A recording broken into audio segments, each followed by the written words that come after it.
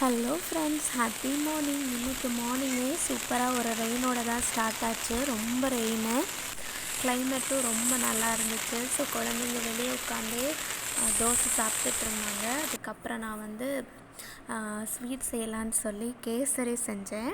நிறைய நட்ஸ் எல்லாம் போட்டு. அப்புறமா வீட்டில் வந்து ஒரு வேப்ப மரம் பட்டு போய் நினச்சி அந்த வேப்ப மரமும் நம்ம வெட்டியாச்சு. அப்புறம் லஞ்சும் வந்து சாப்பிட்டு முடிச்சுட்டு ஃபிஷ் கறி, கனவா ஃப்ரை, அதுக்கப்புறம் கீரை கூட்டு, இந்த லஞ்சும் சாப்பிட்டு முடிச்சுட்டு ஈவினிங் ஸ்நாக்குக்கு வந்து பலாப்பழம் இருந்துச்சு. அதை வச்சு ஒரு ஸ்வீட் செஞ்சாச்சு. ஷேப்பெல்லாம் ஒழுங்காக வரல, பட் டேஸ்ட் நல்லா தான் இருந்தது.